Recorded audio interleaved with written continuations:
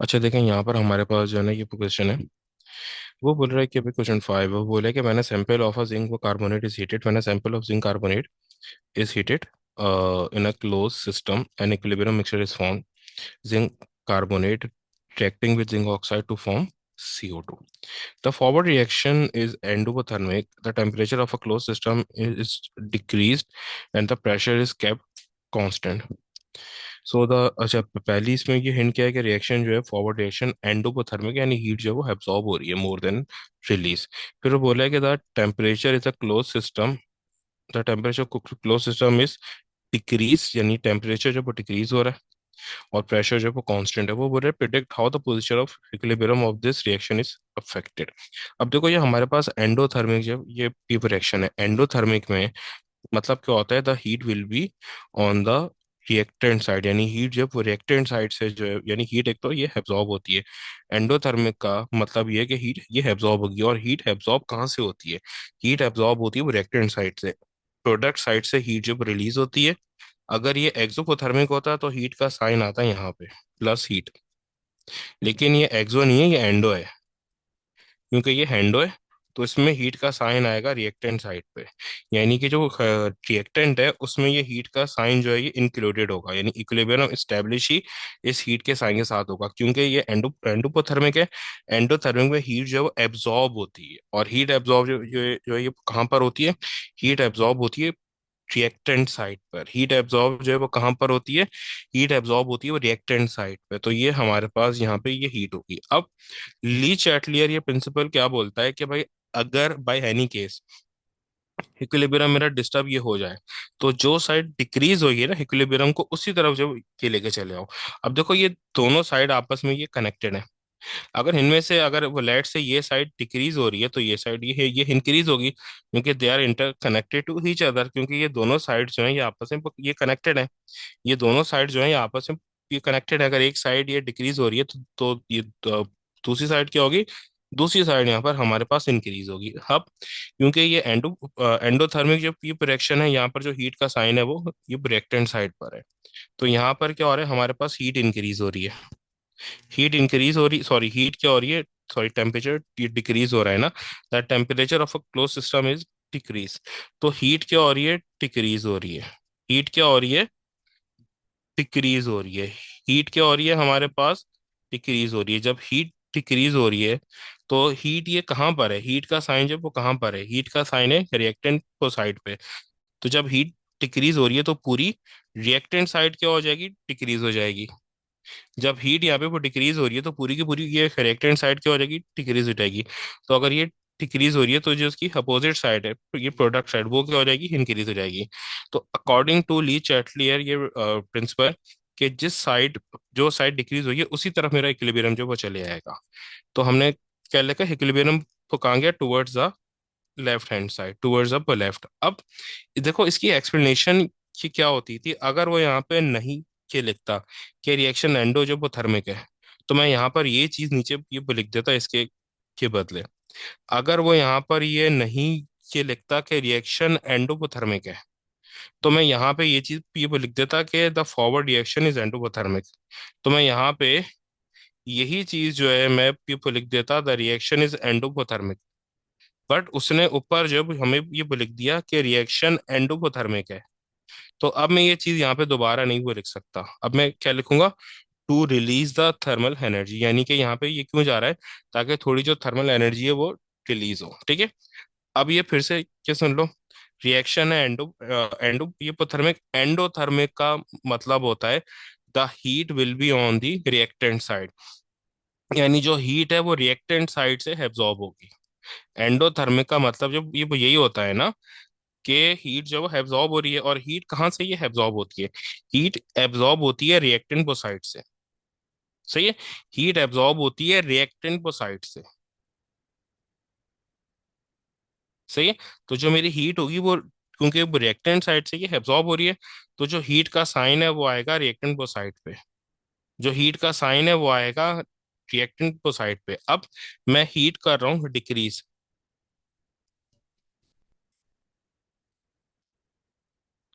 मैं हीट क्या कर रहा हूँ? मैं हीट कर रहा हूँ डिक्रीज। तो हीट अगर यानी टेम्परेचर ये डिक्रीज कर रहा हूँ, तो जब टेम्परेचर डिक्रीज करूंगा तो जो मेरी हीट है वो क्या हो जाएगी, डिक्रीज हो जाएगी। तो हीट वो किस तरफ है, हीट है रिएक्टेंट साइड की तरफ। तो मेरी जो ये रिएक्टेंट साइड है वो ये डिक्रीज हो जाएगी, और जो उसकी अपोजिट साइड है यानी कि ये प्रोडक्ट साइड वो इंक्रीज हो जाएगी। तो अकॉर्डिंग टू ली चैटलियर ये प्रिंसिपल वो क्या बोलता है कि भाई जो साइड डिक्रीज हुई है इक्विलिब्रियम को उसी तरफ जो है ये ले जाओ। उसने ये बात हमसे यहाँ ये पूछी है ना, predict how the position of equilibrium of this reaction affected. यानी कि अगर मैं टेम्परेचर डिक्रीज कर रहा हूँ तो पोजीशन ऑफ इक्विलिब्रियम किस तरीके से ये अफेक्ट होगी। अब क्योंकि मेरी लेफ्ट साइड जो है वो डिक्रीज हो रही है, तो मेरा इक्विलिब्रियम भी इसी तरफ जब ये पे चले आएगा, जो भी साइड ये डिक्रीज होती है इक्विलिब्रियम मेरा उसी तरफ जो है वो चले जाता है। तो टुवर्ड्स ये वो लेफ्ट की तरफ जो है ये चला जाएगा। सही, to release the thermal energy. फिर देन उसके ये बात हमें बोल रहा है कि भाई the pressure of the close system is increase and the temperature is kept constant. Predict the how the position of the equilibrium of this reaction is affected. अब अगर मैं प्रेशर को इंक्रीज कर रहा हूँ, अब देखो यहाँ पे ये प्रेशर क्या हो रहा है, प्रेशर इंक्रीज हो रहा है। तो देखो प्रेशर के लिए बहुत ही सिंपल सा रूल जो है ये चलता है, बहुत ही सिंपल सा रूल है ये प्रेशर के लिए। वो क्या है, अगर मैं प्रेशर इंक्रीज कर रहा हूँ तो मेरा इक्विलिब्रियम जो है ये हो जाएगा जिस तरफ गैस के मोल्स ये वो कम होंगे, जिस तरफ गैस के मोल्स क्या होंगे ये वो कम होंगे। अगर मैं यहाँ पे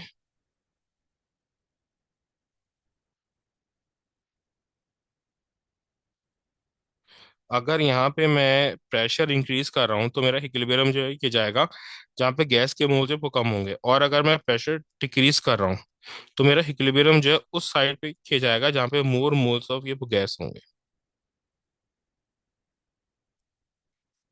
सही। अब यहाँ पे ये देख लो, अब यहाँ पे मेरे पास 0 मोल्स ऑफ ये गैस है। यहाँ पे गैस के मोल्स कितने हैं, जिंक ये कार्बोनेट वो 0 है, यानी गैस के मोल्स यहाँ पे 0 है। और यहाँ पे कितने, यहाँ पे एक CO2 है, तो यहाँ पे गैस के मोल्स है वो कम है। तो जो ये वाली साइड है इस तरफ गैस के मोल्स है ये वो कम है, यानी जिंक वो ये कार्बोनेट ही था वो 0 है। और ये प्रोडक्ट साइड पे गैस के मोल्स है ये वो ज्यादा है, यहाँ पे गैस के मोल्स क्या आ रहे हैं, यहाँ पे गैस के मोल्स है वो ज्यादा आ रहे हैं। सही। तो अब क्योंकि मैं प्रेशर इंक्रीज चेक कर रहा हूँ, तो प्रेशर जब मैं इंक्रीज चेक करता हूँ तो मेरा इक्विलिब्रियम जो है वो मूव करता है यहाँ पे गैस के मोल जो ये वो कम हो। तो गैस के मोल ये कहाँ पे कम है, ये लेफ्ट हैंड साइड की तरफ, यानी जिंक वो कार्बोनेट की साइड की तरफ। तो मेरा इक्विलिब्रियम जो है वो लेफ्ट हैंड साइड पे वो चले जाएगा।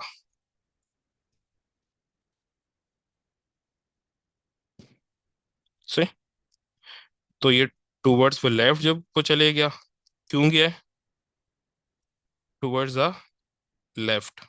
अब ये टुवर्ड्स द लेफ्ट ये क्यों गया है, क्योंकि less moles of gas on left side, क्योंकि लेफ्ट साइड पे गैस के मोल्स जो है हमारे पास जो है वो कम है। अच्छा देन फिर इसके बाद वो हमें बोल रहा है कि भाई calculate the maximum mass of zinc oxide that can be made from 4.23 gram of zinc ये कार्बोनेट। वो बोल रहा है कि भाई कितना मास में जिंक ऑक्साइड का जो है फॉर्म ये वो कर सकता हूँ, ठीक है, जबकि मेरे पास 4.23 ग्राम जिंक के कार्बोनेट है। अब मैंने क्या किया, मैंने इक्वेशन यहाँ पे दोबारा कर ली, ये कॉपी जो ऊपर के लिखी हुई थी ना, और जिंक कार्बोनेट का उसने मास मुझे ये दिया हुआ है 4.23 में, वो मैंने यहाँ पे जिंक कार्बोनेट के नीचे जो है के लिख दिया। फिर उसने मुझसे यहाँ पे ये पूछा गया जिंक ऑक्साइड का मास पूछ लिया है। तो जिंक ऑक्साइड का मास उसने मुझे ये पूछ लिया है।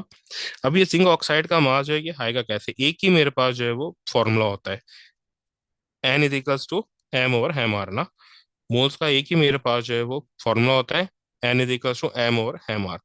तो मैं ये जो है ना यहाँ पर अप्लाई ये कर दूंगा, N is equals to M over M R. तो एम जो है मेरे पास ये कितना है, क्या, अच्छा अब यहाँ पे मैंने निकालना है एम ना, एम ही तो मैंने सॉरी ये क्यूब को निकालना है, एम ही तो मैंने यहाँ पे क्यूब को निकालना है। तो मैं इस फॉर्मूला का जो है हर ड्राइव ये कर लूंगा, जो एम आर है उसको मैं इक्वल्स टू के ये इस तरफ जो है ये शिफ्ट जो है ये कर दूंगा ना। तो ये हो जाएगा M is equals to N into M R. अब देखो मेरे पास हेमार तो है, जिंक ऑक्साइड का हेमार तो मैं कैलकुलेट ये कर सकता हूँ। ठीक है, बट मेरे पास मोल्स नहीं है वो जिंक ऑक्साइड के।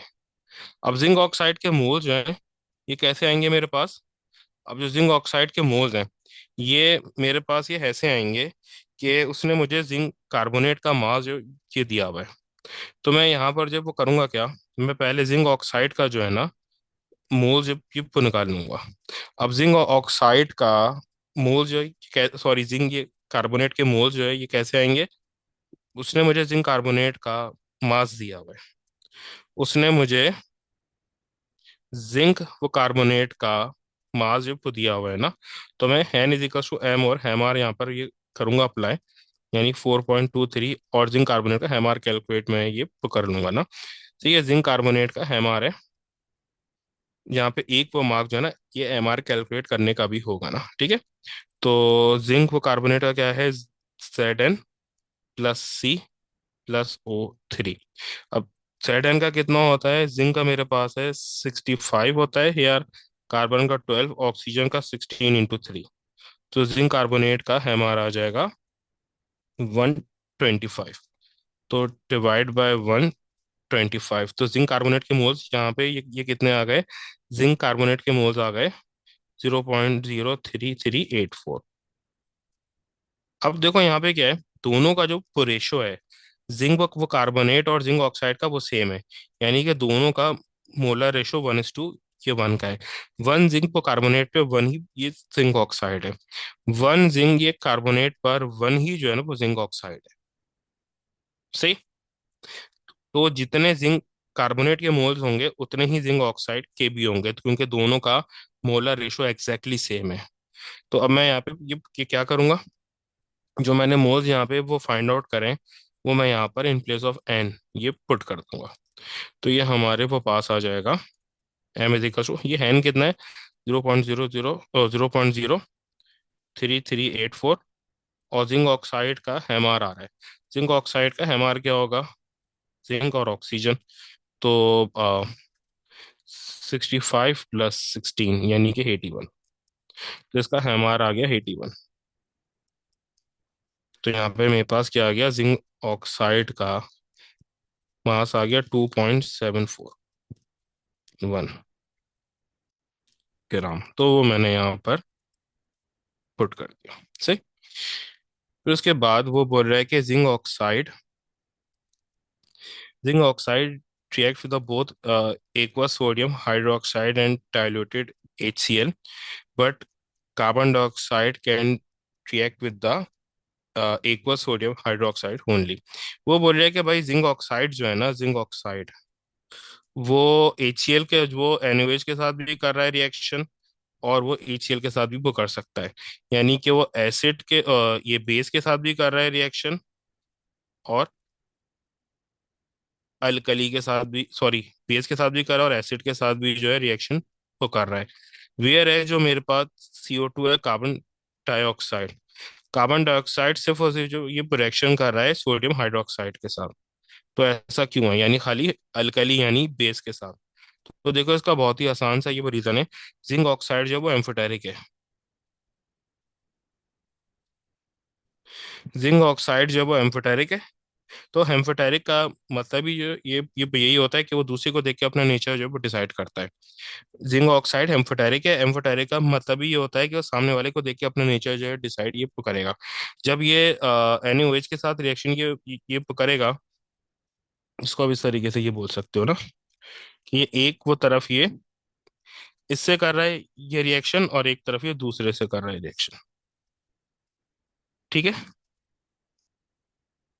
यानी कि जिंक ऑक्साइड एसिड से भी वो रिएक्शन कर सकता है और बेस से भी रिएक्शन ये वो कर सकता है, यानी ये एसिड से भी रिएक्शन ये पकड़ सकता है और बेस से भी रिएक्शन ये पकड़ सकता है।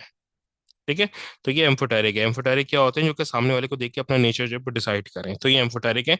इसलिए ये दोनों से रिएक्शन कर रहा है। वियर है जो CO2 है ये नॉन मेटेलिक ऑक्साइड है। CO2 ये मेरे पास क्या है, CO2 नॉन मेटेलिक ऑक्साइड है। नॉन मेटेलिक ऑक्साइड जो वो एसिडिक होती हैं, नॉन मेटेलिक ऑक्साइड्स क्या होती हैं, ये एसिडिक होती हैं। तो ये खाली बेस के साथ रिएक्शन ये करती हैं। ठीक है। तो अब यहाँ पे जो CO2 है वो एसिडिक है, इसलिए खाली ये बेस यानी NaOH के साथ रिएक्शन ये वो कर रहा है। ठीक है। और अगर यहाँ पे मेटेलिक ऑक्साइड होता तो वो सिर्फ एसिड के साथ रिएक्शन ये करता। जैसे कि अगर यहाँ पे Na2O होता, Na2O क्या है, मेटेलिक ऑक्साइड है, तो ये खाली बेस के साथ करता है ये रिएक्शन, क्योंकि इसका सॉरी ये सिर्फ एसिड के साथ रिएक्शन करता है, क्योंकि इसका नेचर क्या है, ये बेस होता है। इसलिए जो नॉन मेटेलिक ऑक्साइड्स हैं, जो नॉन मेटेलिक ऑक्साइड हैं वो एसिडिक होती हैं, और जो मेटेलिक ऑक्साइड हैं वो बेस होती है। अच्छा देखो, उसके ये बात बोल रहा है कि solid zinc carbonate reacts with the dilute nitric acid to give a colourless solution in the bubbles of a gas, construct the simple equation for this section. देखो ये बहुत ही सिंपल सा ये रिएक्शन है कार्बोनेट और एसिड का ना। देखो हमारे पास यहाँ पे वो कार्बोनेट में है जिंक वो कार्बोनेट, और एसिड है HNO3। अब इसमें बहुत ही सिंपल सा ये रिएक्शन होता है। जब भी आप किसी भी वो कार्बोनेट का, किसी भी मेटल के वो कार्बोनेट का किसी एसिड के साथ रिएक्शन आप ये करोगे, तो उस कार्बोनेट का जो मेटल होगा वो एसिड के एज को रिप्लेस जो है कर लेगा। तो यहाँ पे जो ये मेटल है वो कार्बोनेट का, ये एसिड के एज को क्या कर रहा है, रिप्लेस कर रहा है। और ये वो क्या बना रहा है, जिंक नाइट्रेट। फिर उसके बाद क्योंकि ये कार्बोनेट का हो रहा है, तो उसमें H2 और CO2 as a by product हमारे पास आता है। अब यहाँ पे मैंने एक वो गलती करी है, गलती जो है वो बता देता हूँ। जिंक नाइट्रेट के साथ 2 आएगा ना,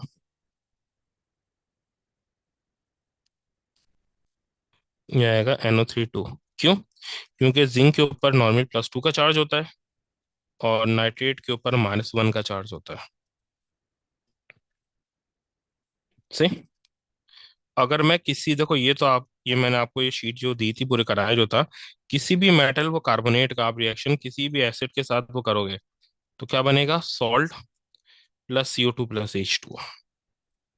और ये मेटल ये कार्बोनेट से सॉल्ट जो है ये बनता कैसे है, कि जो मेटल कार्बोनेट का वो मेटल होता है वो एसिड के एच को उसकी जगह से रिप्लेस जो है ये कर लेता है।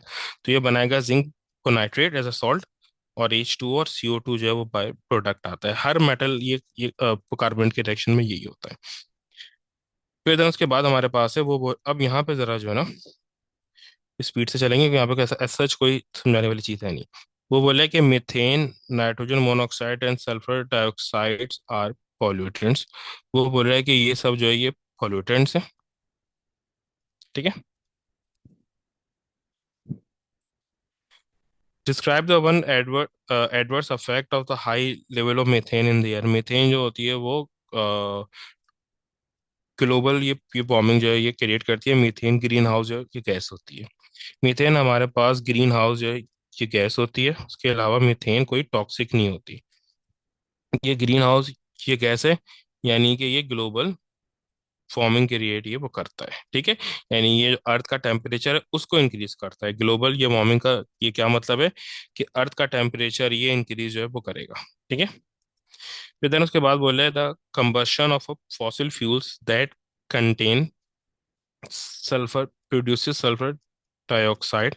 Describe the two strategies to reduce, basically the two methods to reduce the emission of sulfur dioxide from the combustion of a fossil. यानी कि जो हमारे पास जो सल्फर का जो जिस जो सल्फर की कम्बशन हो रही है उससे जो सल्फर ये डाइऑक्साइड बन रहा है, उसको हम किस तरीके से जो है उसकी इमिशन को रोक सकते हैं। एक तो होता है डी सल्फराइजेशन। डी सल्फराइजेशन क्या है, कि आप सल्फर ये डाइऑक्साइड का रिएक्शन कर दो कैल्शियम ऑक्साइड या फिर कैल्शियम कार्बोनेट से। अच्छा देखो इनसे ये रिएक्शन क्यों ये करा दो। देखो सल्फर डाइऑक्साइड है एसिड,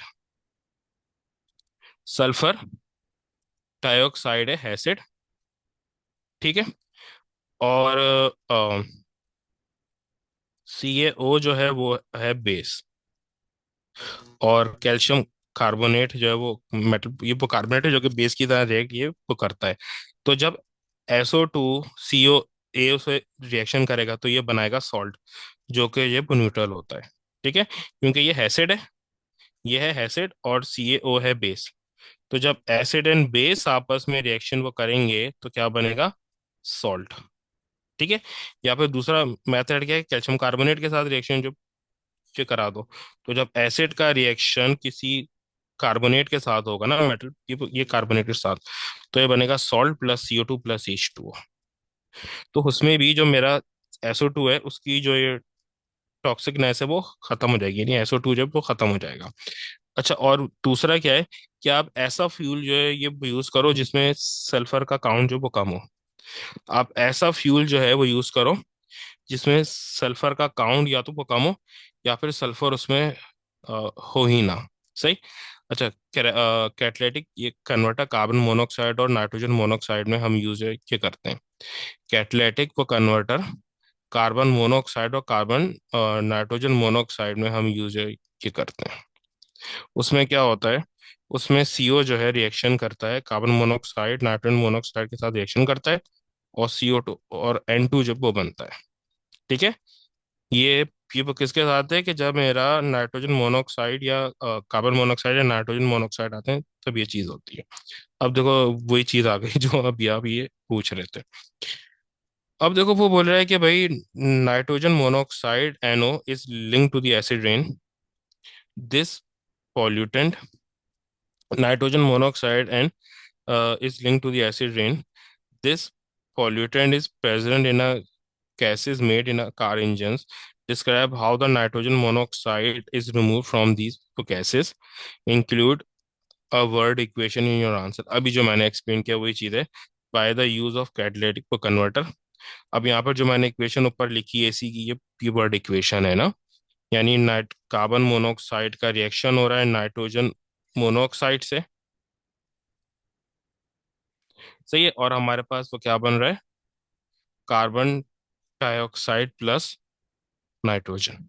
सही है। फिर उसके बाद बोल रहा है state the two other adverse affect of the nitrogen pollutants in the air. एक तो एसिड रेन उसने वो बता दिया, दूसरा क्या होता है, रेस्पिरेटरी ये प्रॉब्लम्स होते हैं। ठीक है। ये ग्लोबिन के साथ जो है ये छेड़छाड़ करता है। दूसरा क्या है कि ये फोटो केमिकल स्मोक जो वो बनाता है, जो कि आजकल आपको वो धुन ये लाहौर वगैरह में वो नजर आती है वो। ठीक है। अच्छा, अब यहाँ पे ये इसकी बात कर रहे हो, ये बी की बात कर रहे हो वाली। अच्छा देखो, वो बोल रहा है कि भाई oxygen is a gas at room temperature. बोल रहा है कि भाई ऑक्सीजन जो है वो गैस है रूम ये टेम्परेचर पे। वो बोले कि sulphur is a solid at room temperature. Oxygen जो गैस है रूम ये टेम्परेचर पे, और सल्फर जो है वो सॉलिड है। ठीक है। वो बोल रहा है कि भाई a sample of oxygen has a volume of 540 cm cube at room temperature and pressure. The temperature of a sample is increased but the pressure is unchanged. वो बोला है कि जो टेम्परेचर है वो सैंपल का वो इंक्रीज हो गया, जो टेम्परेचर का सैंपल है वो इंक्रीज हो गया, बट जो प्रेशर है वो अनचेंज है, यानी प्रेशर जो है वो सेम ही है। वो बोले describe and explain in terms of kinetic particle theory what happens to the volume of a sample. वो बोला है कि जो सैंपल का वॉल्यूम है उसके ऊपर क्या फर्क पड़ेगा भाई। पार्टिकल जब वो दूर दूर को चले जाएंगे ना, जब टेम्परेचर इंक्रीज होगा और ये प्रेशर तो सेम होगा, तो पार्टिकल्स क्या होंगे, वो दूर दूर दूर जो है वो चले जाएंगे। ठीक है। यानी वॉल्यूम इंक्रीज हमारा जो है वो हो जाएगा ना। ठीक है। वॉल्यूम हो रहा है हमारा इंक्रीज। ठीक है। क्यों? क्योंकि the separation between the particles increases as they are gaining वो kinetic energy. Particles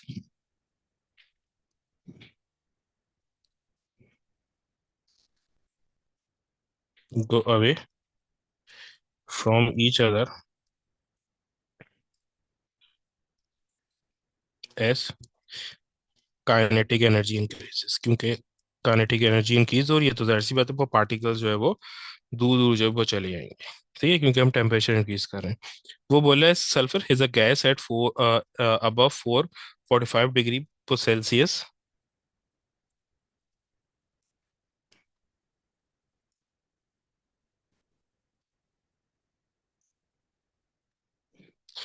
Describe the changes in the particle separation and arrangement and the motion when the sample of a sulfur gas is cooled down at a room temperature।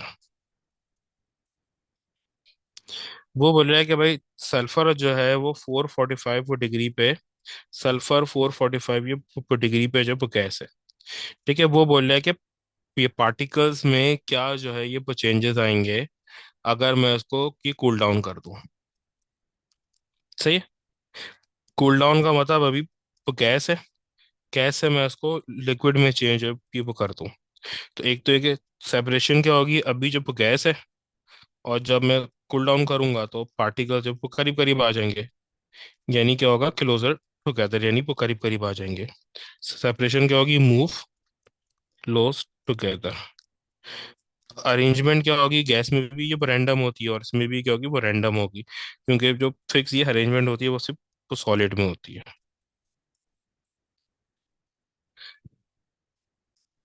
फिर बोले कि motion क्या होगा, ये move करेंगे जैसे gas में ये मूव ये करते थे।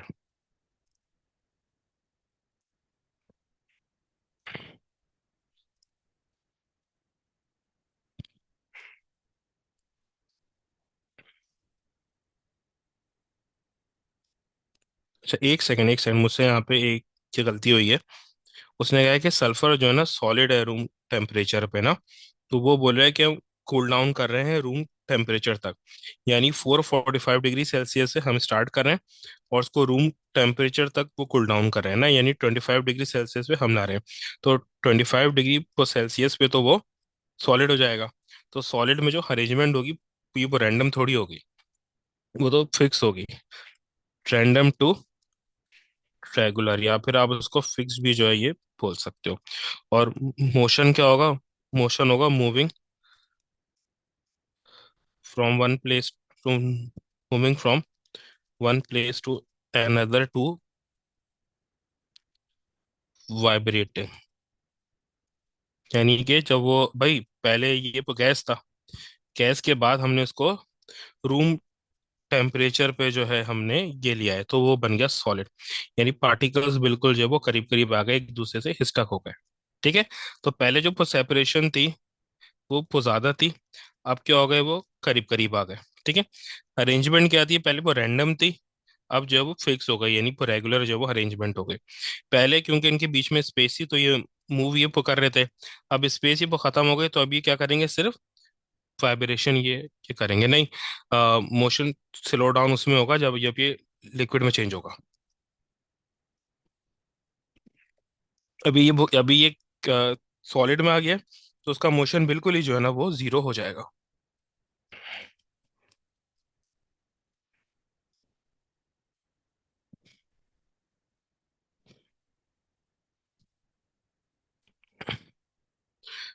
Describe diffusion in terms of kinetic particle theory. भाई डिफ्यूजन है when the gas is moving from one place to another, movement from one place to another ना, एक जगह से दूसरी जगह मूव के करने को हम क्या बोलते हैं, डिफ्यूजन बोलते हैं। या फिर आप इसको ये भी, अच्छा अगर आप वो बोलोगे तो आप ये भी क्या बोल सकते हो कि the movement of a particle from a higher concentration position to a lower concentration position, या फिर आप वो कंसंट्रेशन के बदले ये प्रेशर का भी वर्ड यूज ये वो कर सकते हो। मूवमेंट ऑफ पार्टिकल्स फ्रॉम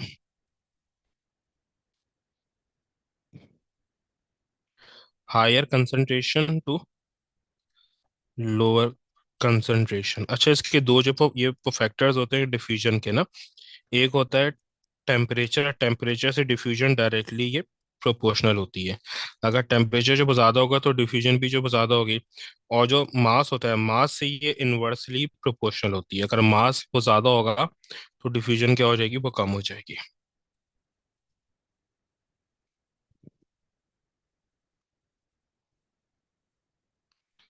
अच्छा अब देन इसके बाद वो बोल रहा है कि इसका भाई ये लास्ट पार्ट है, the symbol of sulphide ion is shown, complete the table 7.1 about this sulphide ion. अब देखो यूं है, 16 है, S-2 और 33। इस 33 का मतलब होता है प्रोटॉन प्लस न्यूट्रॉन, इसको बोलते हैं मास नंबर ना, मास नंबर या फिर न्यूक्लियन नंबर भी हम बोलते हैं।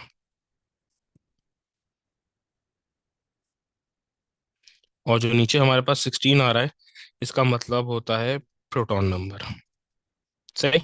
और जो ऊपर होता है इसका मतलब होता है चार्ज ना, यानी कि अभी ये नेगेटिव चार्ज है। नेगेटिव का मतलब होता है कि इलेक्ट्रॉन जो वो ज्यादा है। पॉजिटिव होगा तो यानी इलेक्ट्रॉन जो है वो कम है, ये प्रोटॉन से। इसमें जब भी करो सबसे पहले ये प्रोटॉन्स फिल करो। प्रोटॉन्स हमारे पास जो है ये कितने हैं यहाँ पे, ये है 16। ठीक है। और नंबर ऑफ न्यूट्रॉन्स कैसे आएंगे, 33 - 16,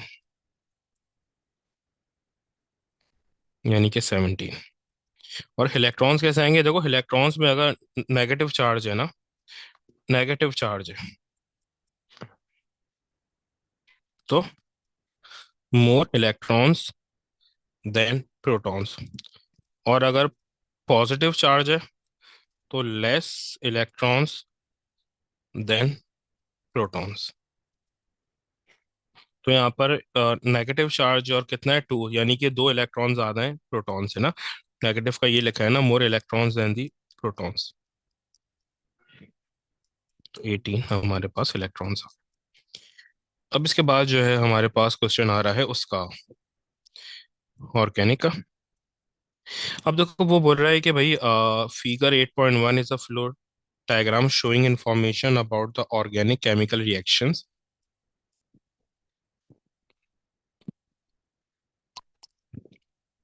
अब यहाँ पे हमारे पास क्या है, यहाँ पे हमारे पास जो है वो ब्यूटानॉल है। ठीक है। अब देखो मैं पहले तो सारे रिएक्शन यहाँ पे ना डिफाइन आपको चेक कर रहा हूँ, फिर उसके नीचे इसके आंसर जो है ना ये दूंगा। पहले मैं आपको सारे रिएक्शन जो है वो ये डिस्क्राइब कर रहा हूँ, ताकि पूरी एक चेन आपको जो है वो याद हो जाए कि भाई कहाँ से क्या चीज़ें जो है हमारे पास जो है वो जा रही है। ठीक है। वो बोल रहा है कि भाई,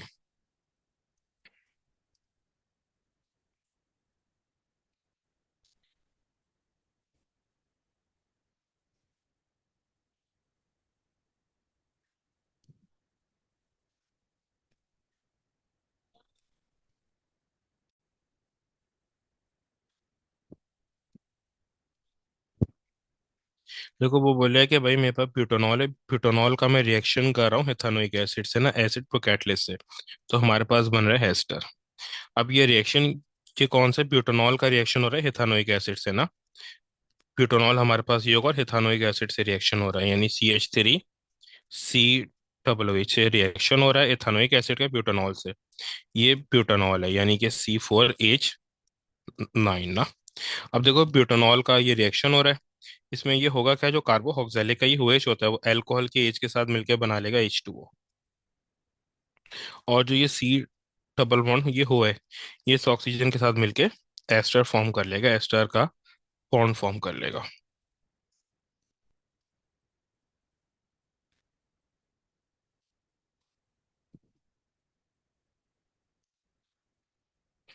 तो ये हमारे पास बन जाएगा ester CH3 C double bond O।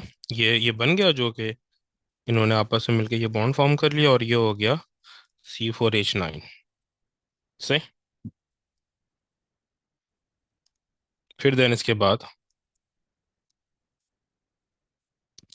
अब इसकी नेमिंग क्या होगी, नेमिंग भी सुन लो, क्योंकि अभी यहाँ पे पता नहीं उससे नीचे ये पूछनी बची है नहीं, हाँ, वैसे हमेशा पूछता है ना वो।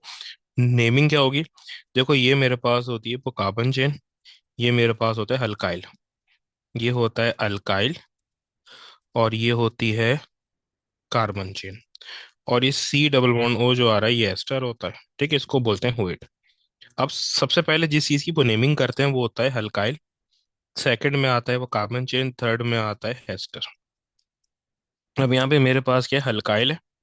अब आप देख लो ये हल्काइल जो है चार, ये वो कार्बन वाला है, तो ये हो जाएगा ब्यूटाइल। ये क्या हो जाएगा, ब्यूटाइल। चार ये कार्बन वाला है तो ये हो गया ब्यूटाइल। फिर उसके बाद आ जाओ वो कार्बन चेन पे, कार्बन चेन दो वो कार्बन की है तो ये हो जाएगा इथेन। और फिर मेरे पास यहाँ पे एस्टर है, एस्टर को बोलते हैं होइट। तो ये हो गया इथाइल और ब्यूटाइल इथानोइड। ये क्या हो गया, ये हमारे पास हो गया ब्यूटाइल इथानोइड। सही है? फिर देन उसके वो बाद ये वाली चेन देख लो, ये केमोनोफोर की।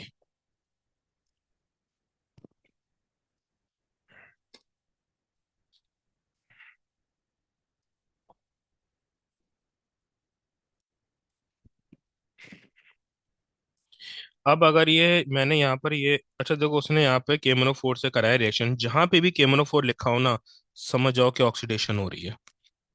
जहां पे भी KMnO4 लिखा हो, आंखें बंद करके वो समझ जाओ कि ऑक्सीडेशन हो रही है। तो भैया यहाँ पर ऑक्सीडेशन हो रही है, ऑक्सीडेशन हो रही है।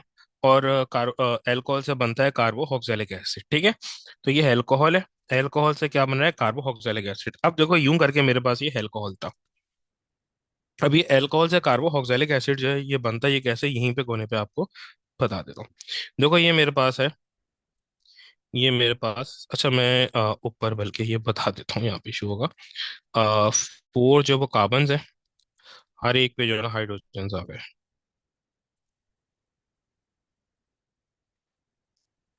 ये मेरे पास अल्कोहल है, ब्यूटेन फेनॉल है। अब होगा क्या, ये वाला जो बॉन्ड है ये होता है ब्रेक, ये वाला बॉन्ड, ये वाला बॉन्ड, यानी कि जो टर्मिनल कार्बन है उसके साथ जितने भी हाइड्रोजन ये कनेक्टेड होते हैं वो सारे जो है ये ब्रेक हो जाते हैं। बाकी जो ये वाले टर्मिनल कार्बन का मतलब जिसके साथ फंक्शनल ये ग्रुप जो है वो अटैच्ड हो, तो फंक्शनल ये ग्रुप के साथ जो ये वो का रिमूव, और जो इस वो कार्बन के साथ जो हाइड्रोजन है सारे वो होंगे के रिमूव। बाकी जो कार्बन के साथ हाइड्रोजन है उनके साथ ये कुछ भी नहीं होता। ठीक है, तो होगा क्या, सेम इसी को तरीके से होगा। अब ये हाइड्रोजन जब रिमूव होंगे तो ये वैलेंसीज इनकी ये वेकेंट हो जाएंगी, यानी वो कार्बन की 2 वैलेंसीज हो गई ये वेकेंट, और ऑक्सीजन की 1 वैलेंसी हो गई ये वेकेंट। अब कार्बन ऑक्सीजन ये दोनों वैलेंसीज आपस में वो कंबाइन करके ये डबल बॉन्ड बना लेंगे। जो वो कार्बन और ऑक्सीजन की वैलेंसी है ये वेकेंट है, ये आपस में इन दोनों को कंबाइन करके डबल बॉन्ड फॉर्म कर लेंगे। सही है। और अब ऊपर जो ये एक सिंगल वैलेंसी वो बची है, यहाँ पर आ जाएगा OH। तो ये बन गया कार्बोक्सिलिक एसिड। सही। ये हो गया कार्बोक्सिलिक एसिड। और ये बन गया कार्बोक्सिलिक एसिड कौन सा, ये बन गया ब्यूटानोइक एसिड। अच्छा अगर नहीं को समझ आया तो फिर से ये चीज सुन लो। सही है। ये मेरे पास ब्यूटानॉल है। अब जो टर्मिनल कार्बन के साथ जितने भी हाइड्रोजन होंगे ना, सारे के सारे हाइड्रोजन क्या हो जाएंगे, ये रिमूव हो जाएंगे। ये टर्मिनल ये कार्बन है, इसके साथ एक हाइड्रोजन ये रहा, एक हाइड्रोजन ये रहा, और एक हाइड्रोजन ये रहा, यानी ये फंक्शनल ये ग्रुप के साथ था। तो ये सारे हाइड्रोजन यहाँ से ये रिमूव हो जाएंगे, यानी बॉन्ड जो टूट जाएगा। ऑक्सीडेशन कर रहे हैं ना, ऑक्सीडेशन में हाइड्रोजन जो ये रिमूव होते हैं ना, ऑक्सीडेशन क्या थी, gaining of oxygen and removal of ये हाइड्रोजन। तो टर्मिनल ये कार्बन के साथ जितने भी हाइड्रोजन होंगे वो सारे के सारे क्या हो जाएंगे, क्या रिमूव हो जाएंगे। और ये OH के साथ क्या हो जो होगा वो भी ये रिमूव हो जाएगा। ठीक है। अब जब ये रिमूव ये हो गए ना, ठीक है, ये क्या होगा, ये रिमूव हो गए। सही है। ये क्या होगा, ये रिमूव हो गए। जब ये रिमूव हो गए तो इस कार्बन की 2 वैलेंसीज जो है ये वेकेंट हो गई, इस कार्बन की 2 वैलेंसीज ये वेकेंट हो गई, और इस ऑक्सीजन की 1 वैलेंसी ये वेकेंट हो गई। तो ये कार्बन और ये ऑक्सीजन ये दोनों अपनी वैलेंसीज को यूज करते हुए डबल बॉन्ड फॉर्म कर लेंगे। ठीक है। अब ये ऑक्सीडेशन है। ऑक्सीडेशन का क्या मतलब है कि ये यहाँ पर ऑक्सीजन जो है वो ये हेड होगा, तो यहाँ पे भी जो सिंगल वैलेंसी बची है यहाँ पे भी ऑक्सीजन आके ये हेड हो जाएगा। बट ये जो कार्बन है इसकी सारी की सारी वैलेंसीज यहाँ पे सेटिस्फाई ये हो चुकी हैं, यानी कि 4 होती हैं इसकी ये वैलेंसी, यानी ये 4 जो है ये बॉन्ड बनाता है, 4 के 4 ये बॉन्ड यहाँ पे ये बना चुका है। लेकिन इस ऑक्सीजन की तो एक वैलेंसी खाली है, तो इस वैलेंसी को सेटिस्फाई करने के लिए हाइड्रोजन आ जाता है। यही की रीजन है कि हम एसिडिफाइड KMnO4 हम यूज करते हैं। KMnO4 हम यूज जो करते हैं वो हमेशा ये एसिडिफाइड होता है, ताकि जहां पर भी हाइड्रोजन की ये जरूरत हो तो हाइड्रोजन आके ऑक्सीजन के साथ जो है वो हाइड हो जाए। और क्योंकि यहाँ पे 4 हमारे पास जो वो कार्बन है, हमारे पास यहाँ पे वो कार्बन कितने 4, तो इस कार्बो ये ऑक्सैलिक एसिड का नाम होगा ब्यूटानोइक एसिड। इस कार्बो ऑक्सैलिक एसिड का नाम होगा ब्यूटानोइक एसिड। सही। अब जरा आते हैं नीचे, अब वो बोला है name, state the name of ester B. Hydrogen नहीं बनता इसमें, H2O जो वो बनता है, ऑक्सीडेशन में H2O जो ये बनता है। अल्कोहल की ऑक्सीडेशन में H2O जो है वो फॉर्म होता है। सही। अब वो बोला है कि द डिस्प्लेड फॉर्मूला ऑफ ए, ए का डिस्प्लेड फॉर्मूला हमने ऊपर अभी वो ये बनाया था, ठीक है, वही यहाँ पर ये कॉपी कर रहे हैं। देखो बोले ब्यूटेन फेनॉल, तो 4 कार्बन मैंने वो बनाए, और बोले वन ऑल का वो मतलब क्या है कि जो फर्स्ट ये जो कॉर्नर वाला कार्बन है उसके ऊपर ये OH होगा, तो उसके ऊपर मैंने OH यूं करके जो ये बना दिया बस। और बाकी जो कार्बन की वैलेंस बची है उसके ऊपर हाइड्रोजन ऐड कर दो। ठीक है। फिर वो बोल रहा है कि नेम द एस्टर ना, एस्टर का ये नेमिंग क्या है, अभी मैंने यहाँ पे लिखी थी, ब्यूटाइल इथेनोएट।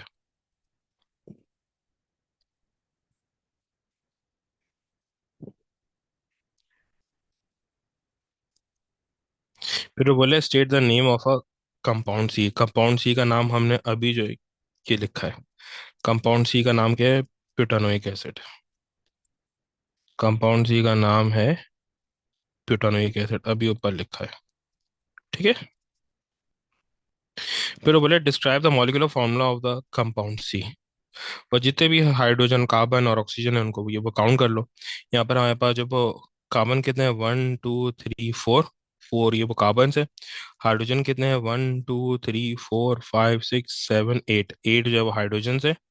ऑक्सीजन कितने हैं, 1 2, 2 ऑक्सीजन है। तो C4H8O2, ये इसका मॉलिक्यूलर हो गया फॉर्मूला। फिर देन उसके वो बात बोल रहे हैं state the name and the formula of a compound D. Compound D का वो फॉर्मूला क्या है और ये वो नेमिंग बताओ। कंपाउंड डी हमारे पास क्या है कि जब कार्बोक्सिलिक एसिड NaOH के साथ ये रिएक्शन करे, देखो कार्बोक्सिलिक एसिड जो है ना वो एसिड है, तो वो रिएक्शन करेगा जो एसिड है। ठीक है। कार्बोक्सिलिक एसिड जो है वो एसिड है, तो वो सारे रिएक्शन वो करेगा जो एज ए एसिड ये रिएक्शन होते हैं। ठीक है। तो यहाँ पे अगर मैं कार्बोक्सिलिक एसिड का रिएक्शन आपको ये करके बताऊं यानी ये OH के साथ, तो क्या होगा, CH, इसका फॉर्मूला क्या है, H CH3, CH2, C OH, ये मेरे पास कार्बोक्सिलिक एसिड है यानी कि प्यूटानोइक एसिड। इसका रिएक्शन NaOH के साथ हो रहा है, तो अब ये एसिड और वो बेस का हो रहा है ये रिएक्शन ना, कार्बोक्सिलिक एसिड एसिड है। तो जो Na होगा मेटल का वो रिप्लेस कर लेगा एसिड के H को, यानी कि ये Na और H अपनी जगह ये चेंज जो है ये वो कर लेंगे। ठीक है। तो यानी कि ये NaH की जगह आ जाएगा और H जो है वो Na की वो जगह आ जाएगा, तो हमारे पास जो वो क्या बन जाएगा, सेम यही चीज जो वो बनेगी। सही है। बट सिर्फ फर्क क्या होगा, अब यहाँ पे Na नहीं होगा, ओ ये H नहीं होगा, H के बदले क्या होगा, Na होगा। तो यहाँ पर आ गया ये Na, और ये जो H है Na की जगह जाके इसने बना लिया H2। सही। अब इसका नाम क्या होगा, इससे पहले भी कई दफा बताया, दोबारा इसको वो करते हैं। हाँ, कॉपी करना पड़ेगा।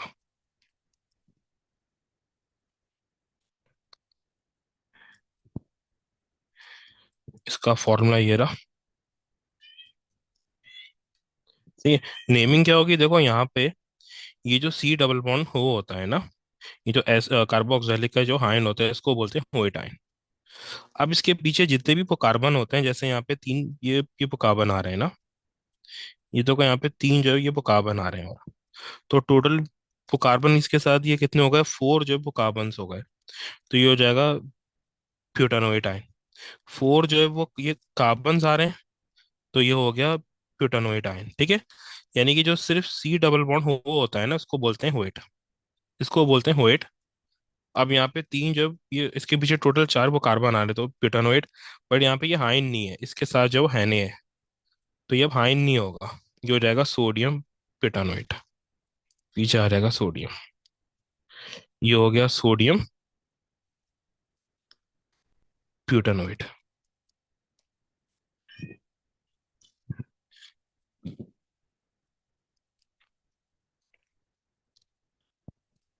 कंपाउंड सी का मॉलिक्यूलर फॉर्मूला ऐसा आएगा, जितने भी वो कार्बन है उनको जो वो काउंट कर लो, 4 जो वो कार्बन है तो C4।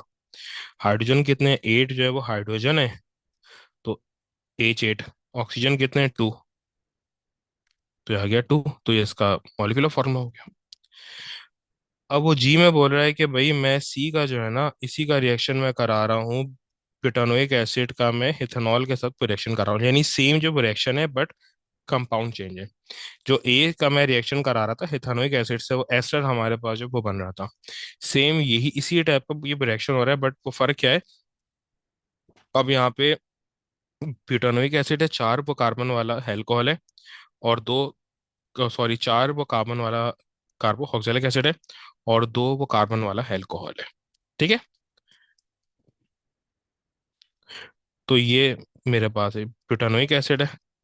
अब मैं दोबारा तो नहीं बन रहा, अब ये ब्यूटानोइक एसिड सबसे ज्यादा पता है खौरी मुझे इसी में जो है ना फील होती है, इसलिए मैं पहले से ना ये बना के रख लेता हूँ।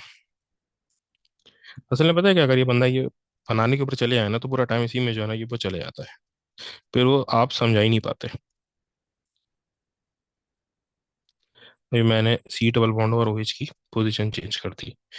इसका रिएक्शन हो रहा है इथेनॉल के साथ ना, यानी कि CH2CH3 के साथ। अब देखो, जो कार्बोक्सिलिक एसिड का OH होगा ना, वो अल्कोहल के H के साथ मिलकर फॉर्म कर लेगा H2। और ये जो सी डबल बॉन्ड O है, ये इस O के साथ जो है ना ये ज्वाइन हो जाएगा।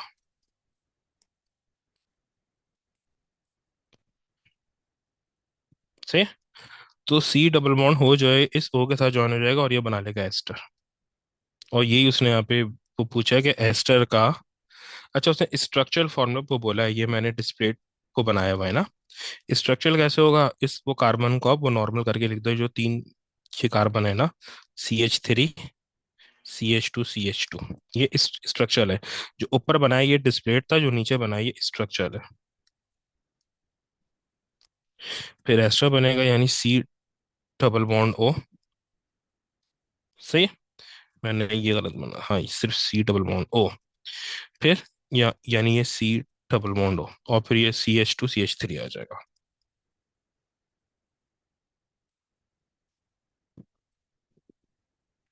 ये आ गया मेरा स्ट्रक्चरल फॉर्मूला।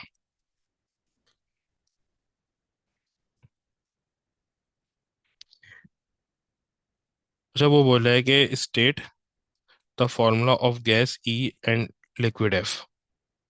गैस E और लिक्विड F क्या है? अच्छा देखो, वो बोल रहा है कि अगर मैं एसिड का रिएक्शन कर दूं कार्बोनेट के साथ Na2CO3 के साथ, ही मैंने ऊपर अभी आपको ये डिफाइन किया है एसिड का ना। तो अगर मैं वो भी कार्बोक्सिलिक एसिड था, अगर मैं एसिड का रिएक्शन कर दूं इसके साथ तो क्या बनेगा? ऊपर ही बल्कि जो वो दिखा देता हूँ आपको ना, जो ऊपर डिफाइन किया था, ये रहा। अगर मैं एसिड का रिएक्शन किसी भी वो कार्बोनेट के साथ कर रहा हूँ, तो सॉल्ट बनता है, CO2 बनता है, और H2 हमारे पास जो वो फॉर्म होता है। सही।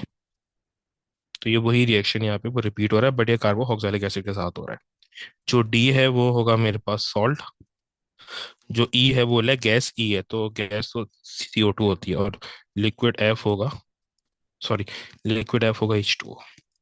तो जब भी मैं किसी भी एसिड का किसी भी मेटल कार्बोनेट के साथ रिएक्शन कराऊंगा, तो क्या बनेगा? ऊपर लिखा था यहाँ पे, दोबारा लिख दिया, salt plus CO2 plus H2O। Salt जो है वो गैस होता है, और ये जो लिक्विड होता है H2O। और एक सॉल्ट जो है वो एक्वस होता है। सही। तो गैस E मेरे पास होगा CO2, और F होगा H2 लिक्विड। फिर देन उसके बाद लास्ट क्वेश्चन है, वो हमें बोल रहा है, अब ये काफी आसान है ये ना। ठीक है, वो बोल रहा है कि भाई the polymers are made by either an addition reaction or a condensation reaction. Figure 9.1 shows the equation of the reaction used to prepare a polymer. The monomer is both an alcohol and a carboxylic acid ना। तो ये ester basically हमारे पास ये बन रहा है ना, polyester बन रहा है, जिसमें अल्कोहल और कार्बोक्सिलिक एसिड, जो ऊपर अभी एस्टर का ये रिएक्शन कर रहा है, उसी की वो तरीके से होता है। ठीक है। अब क्या है कि देखो यहाँ पे हमारे पास मोनोमर की स्पेसिफिक जो है ये टाइप है। देखो, एक टाइप तो मोनोमर की हम ये पढ़ते हैं कि या तो दोनों तरफ जो अल्कोहल होगा, या दोनों तरफ जो है वो कार्बोक्सिलिक एसिड होगा, ये कार्बन चेन के ना। एक तो ये टाइप होती है हमारे पास मोनोमर की। ठीक है। अब इसमें क्या होता है, अल्कोहल का H और कार्बोक्सिलिक का OH ये मिलके H2O जो के बनाते हैं। और ये जो O होता है, ये अल्कोहल का जो बच गया है, ये वो ज्वाइन हो जाता है सी डबल बॉन्ड O के साथ। अब दूसरा जो वो टाइप होता है, ये होती है कि भाई मेरे पास ये वो कार्बन चेन होगी, कार्बन चेन के दोनों तरफ जो वो डिफरेंट होगा। ठीक है। और इसका इस तरीके से ट्रिपेटेड यूनिट हमारे पास ये बनता है, यानी ये पीछे ऐसे ही अपने किसी एक मोनोमर के साथ रिएक्शन ये वो कर रहा होगा ना। ठीक है। तो ये है जो रिपीट ये होता, ये रहता है। अगर मैं इसको यहाँ पर आपको ये बना के दिखाऊं, अगर नहीं आ रहा समझ में तो आप इसको देख के समझ सकते हो। यूं करके है ये कार्बो, यहाँ पे कार्बोक्सिलिक एसिड है। यूं यूं करके है ये। अब यही जो है ना, एक ही मोनोमर से ना पूरी पॉलीमर जो वो बनेगी, यही मोनोमर जो है ना रिपीट हो रहा होगा। ठीक है। तो ये कार्बो ऑक्जेलिक का OH अल्कोहल की H के साथ मिलके क्या बनाएगा, H2O। कार्बो ऑक्जेलिक का OH अल्कोहल की H के साथ मिलके क्या बनाएगा, H2O। और जो ये वाला ये अल्कोहल, ये भी पीछे किसी कार्बो, ये ऑक्जेलिक OH के साथ मिलके H2O फॉर्म कर रहा होगा। ये वाला जो कार्बो ऑक्जेलिक का OH है, ये भी पीछे किसी अल्कोहल के साथ मिलके H2O फॉर्म कर रहा होगा। तो हमारे पास यूं करके पॉलीमर की चेन आ जाएगी। सही है। अब ये जो है आपस में ये ज्वाइन हो जाएगा इस तरीके से। सही। अब इसमें ना ये वाली जो जैसे कि देखो, यही चेंज जो है ना बार बार ये रिपीट हो रही है। अगर आप देखो तो यही चेंज रिपीट हो रही है। यही चेंज है वो बार बार रिपीट हो रही है ना। यानी इसके पीछे से ये हो जो वो होगा रिमूव, यहाँ से एच होगा रिमूव। और यही जो है ना बार बार रिपीट होगा, इसको बोलते हैं रिपीटेड यूनिट। ठीक है। अब बोला है name the type of a linkage that bonds the repeated units of one another in this polymer। तो इसको बोलते हैं एस्टर, एस्टर लिंकेज। ये होती है एस्टर लिंकेज। ठीक है। फिर देन उसके बाद बोल रहा है कि explain how the equation shows a polymer is made by condensation reaction. H2 आ रहा है। H2 आ रहा है यानी कंडेंसेशन जो रिएक्शन है, H2O इज प्रोड्यूस्ड। फिर उसके बाद बोल रहा है क्या, अब देखो ये एम्पेरिकल फॉर्मूला ये वाला पार्ट आ गया, काफी आसान होगा ये। वो बोल रहा है कि polymer contain 10.8% of carbon, 17.1% fluorine and 72.1% by mass of pyromine। Calculate the empirical formula of this polymer. अब भाई क्या करोगे, जो तीनों आपके पास हैं इनके जो है ना, ये कार्बन है, carbon is equals to 10.8। Fluorine है, fluorine is equals to 17.1। Bromine है, ब्रोमीन इज इक्वल्स टू 72.1। अब इनको इनके AR से जो डिवाइड कर दो, ये फर्स्ट स्टेप है। कार्बन का AR होता है 12, फ्लोरीन का AR होता है 19, और ब्रोमीन का AR होता है 80। तो यहाँ पर आंसर आ गया, इसका आ गया है 0.9, इसका आ गया है 0.9, और इसका भी 0.9। अब सबका 0.9 0.9 आ गया। तो यानी ये क्या हो गया, वन, इनका रेशो क्या आ रहा है, 1:1 आ रहा है ना। ठीक है। तो मेरे पास ये फॉर्मूला क्या बन गया, C1H F1 और Br1, लेकिन ये वन हम ये वो लिखते नहीं है ना। तो ये हो जाएगा CFBr। एम्पेरिकल फॉर्मूला क्या, CFBr। फिर उसके बाद वो बोल रहा है कि some plastic are made from the polymer that are hydrocarbon. ये एडिशन, ये पॉलीमराइजेशन की बात कर रहा है जो एल्कीन में होता है ना। ठीक है। वो क्या होता है कि जैसे मेरे पास ये एल्कीन है ना, बल्कि यहाँ पे नहीं है जगह, इसको नीचे ले आते हैं। ये एल्कीन है जैसे मेरे पास एक। अब ये एक प्रोपीन है, यूं करके ना, इसको यूं करके लिखते हैं ना, CH3, CH double bond CH2। अब ये प्रोपीन है। अब ऐसे मल्टीपल ये प्रोपीन्स हमारे पास जो है वो कनेक्टेड होते हैं। ठीक है। तो ऐसे मल्टीपल ये मिलियंस ऑफ ये प्रोपीन आपस में कनेक्टेड होते हैं। इनका डबल बॉन्ड टूटता है, और ये अपने नेबरिंग वाले के साथ ये बॉन्ड फॉर्म कर लेते हैं। ठीक है। तो ये एक पॉलीमर जो है वो ये बना देते हैं। वो बोले there are many environmental challenges caused by the plastics, explain why there is an accumulation of plastic in the oceans, use the ideas about the properties of plastic। भाई जो एडिशन, ये पॉलीमराइजेशन होती है ना, जो हाइड्रो वो carbon से मिलके ये बनते हैं, ये अनरिप्रोडक्टिव होते हैं, ये नॉन बायोडिग्रेडेबल होते हैं, और ये डिजोल्व नहीं होते ये पाउडर में।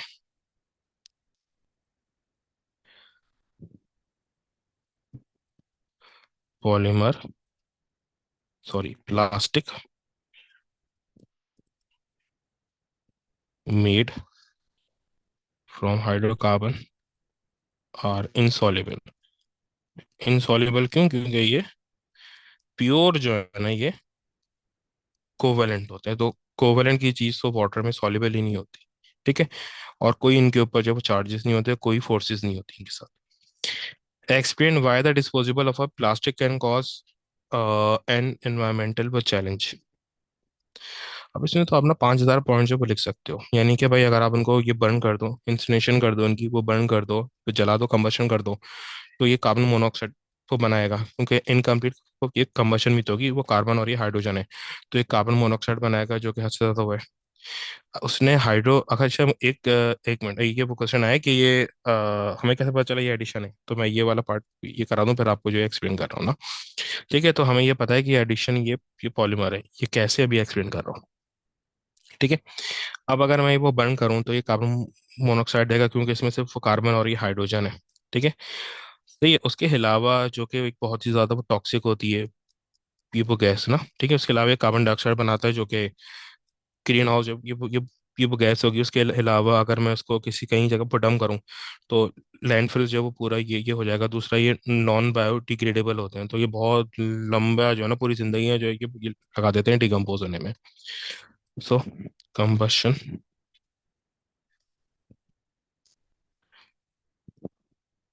Produces CO, carbon monoxide.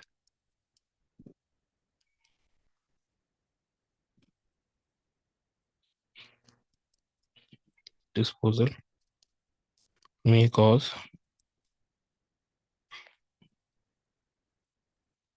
मोर लैंडफिल्स। ठीक है, यानी कि इनके लिए और जगह चाहिए होगी उनको फिल करने की। और 50 चीजें आप तो लिख सकते हो कि ये टॉक्सिक गैसेस प्रोड्यूस ये वो करते हैं, कार्बन डाइऑक्साइड प्रोड्यूस जो है वो करते हैं। सही है, ये ग्रीन हाउस गैसेज जो है ये प्रोड्यूस करते हैं। ठीक है। फिर इनके जो है ना वो डिस्पोज करने के लिए हमें यूनिट जो है वो लगाने पड़ते हैं, सो ऑन ना। देखो अभी मुझे पता कैसे चला कि ये एडिशन पॉलीमराइजेशन है। उसने कहा है ना कि some plastics are made from the polymers that are hydrocarbons. Hydro वो कार्बन मेरे पास, जो कंडेंसेशन ये पॉलीमर होते हैं वो तो नहीं होता ना। कंडेंसेशन पॉलीमर तो या तो अल्कोहल और कार्बो ऑक्सैलिक एसिड से मिलके ये बनता है, या हमाइन और कार्बो ऑक्सैलिक एसिड से मिलके ये बनता है। अब ये ना अल्कोहल हाइड्रो ये कार्बन है उसमें, ये हो ही जाता है। ना ही कार्बो ऑक्सैलिक एसिड जो है वो हाइड्रो ये कार्बन है, ना ही हमाइन हाइड्रो ये कार्बन है। तो हाइड्रो ये कार्बन होता है एल्कीन। हाइड्रोकार्बन एल्कीन और एल्केन होते हैं। और पॉलिमराइजेशन सिर्फ एल्कीन में होती है, और वो होती है एडिशन ना, जो भी मैंने यहाँ पे करके ये दिखाई है आपको। तो इस तरीके से हमें ये पता चला।